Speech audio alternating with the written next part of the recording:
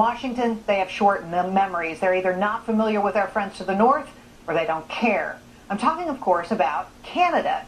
That country has been through what we are struggling through now and survived. Let's do a compare and contrast. We'll look at Canada circa 1993 and the U.S. today.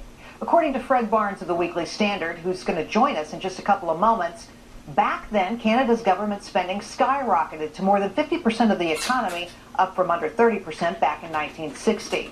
Here it's more than 60% and could top 70% next year. And government debt in Canada was nearly 70% of GDP. Here we're topping 90%. The newly elected government at the time had a conundrum. What did they do? But they did the unthinkable. They listened to their people and they actually cut spending and left major tax hikes on the cutting room floor. Here's what that's done. Unemployment benefits cut by nearly half.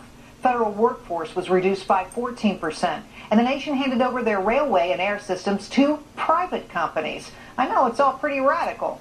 All in all, the ratio of spending cuts to tax hikes, 7-to-1. And the results say it all. By 1998, Canada had gone from a nearly $37 billion deficit to a $3 billion surplus. The growth continues today.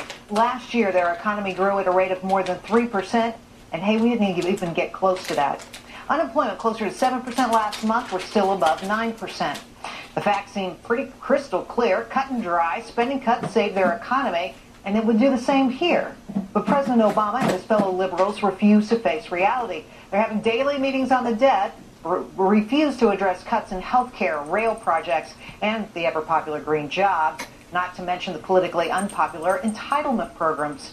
If you want a slap in the face, here's a quote from the new book, The Canadian Century. Quote, "If we want to see what would become of Canada had we not lived through the difficult changes, we need to look no further than Washington, D.C." Hello, America. It's us, Canada. You know, the country you pretend to be when you're traveling. Now, I know you think of us as just a fancy hat you wear when you're trying to hide from a war you probably shouldn't have started, but we're more than that. We're your friends. We've noticed you're hurting, and we're here to help.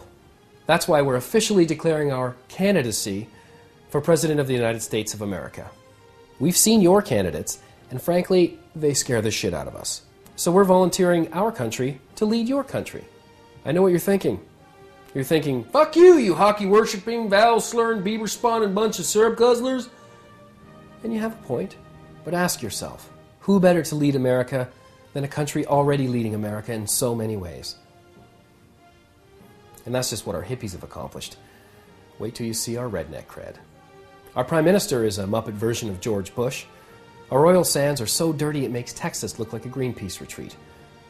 And we have the same problem you do with illiterate foreigners invading our southern borders to steal our jobs.